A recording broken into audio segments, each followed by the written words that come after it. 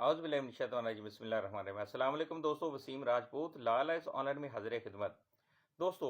آج کا جو ٹاپک ہے وہ ہے کہ ناجائز قابض سے جائیداد خریدنا اور اس بارے میں قانون کیا کہتا ہے، اور اس میں ایک اور ورڈ ہے کہ مشتری ہوشیار باش۔ تو اگر کوئی شخص ناجائز قابض سے، اگر کوئی شخص کسی پراپرٹی کے اوپر ناجائز قابض ہے، کسی کے گھر پر، کسی کی دکان پر، کسی کی زمین پر ناجائز قابض ہے، اس کے پاس کسی قسم کا کوئی رائٹس نہیں ہے، کوئی اس کے پاس ڈاکومنٹری پروف نہیں ہے، وہ سمپل ایک قبضہ ہے، ایک مافیا ہے، تو اس سے اگر کوئی شخص کوئی پراپرٹی خریدے گا، گھر خریدے گا، دکان خریدے گا، تو وہ اس کا ذمہ دار خود ہوگا۔ اب یہ نہیں ہوگا صرف قبضہ لے رہا ہے، اس کے پاس کوئی ڈاکومنٹری پروف نہیں ہے، کوئی رجسٹری نہیں ہے، کوئی انتقال نہیں ہے، کوئی ایگریمنٹ نہیں ہے۔ تو اگر کوئی شخص ناجائز قابض سے اگر کوئی پراپرٹی خریدتا ہے تو اس کا ذمہ دار وہ خود ہوگا۔ تو اس کے جائیداد کی بابت کوئی حقوق، کیونکہ اسے اس کے زیادہ کوئی کسی قسم کے حقوق پیدا نہیں ہوتے، کیونکہ خریداری کے وقت مشتری کو خود ہوشیار باش رہنا چاہیے۔ تو ایسی پراپرٹی جو کہ ناجائز قابض سے لی گئی ہو اور بعد میں اگر اصل مالک ایکشن لیتے ہیں، قانونی کارروائی چارہ جو کر سکتے ہیں، تو خریدار ہو جو اس کو ہم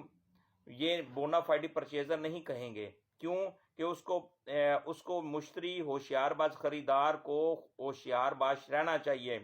تو وہ بعد میں کہہ لو جی مجھے پتا نہیں تھا، میں نے تو قبضہ مجھے مل گیا۔ تو یہ پہلے سب سے پہلے پراپرٹی خریدنے سے پہلے ویریفائی کریں، کیا آیا کہ اس کی رجسٹری انتقال ہے، آیا کہ قابض کے پاس کوئی ڈاکومنٹری پروف ہے، آیا اگر کوئی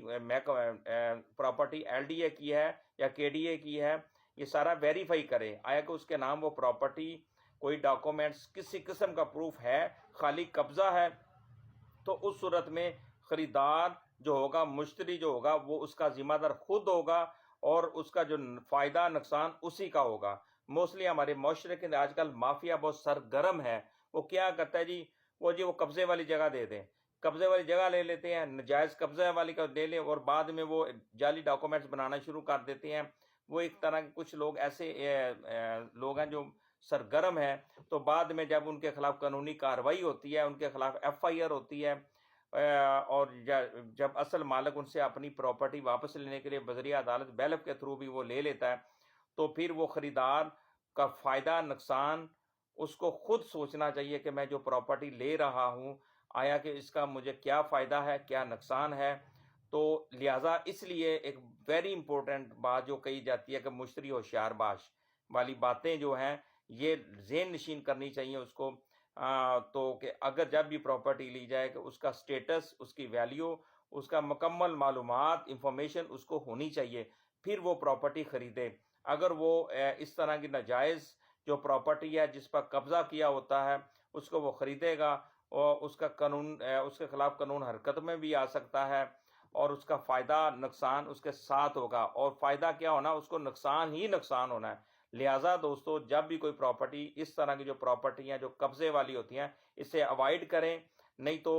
جیل کی سلاخیں آپ کا انتظار کر رہی ہوتی ہیں۔ تو لہٰذا ایسی پراپرٹی سے اوائڈ کرنا چاہیے، اور خریدار بذات خود وہ مشتری ہوتا ہے اور اس کو ہوشیار باش رہنا چاہیے۔ مجھے اپنی دعا میں یاد رکھیے گا، جہاں رہیں سلامت رہیں، اور پلیز اس لیکچر کو صدقہ جاریہ سمجھ کر اس کو شیئر بھی کیا کریں،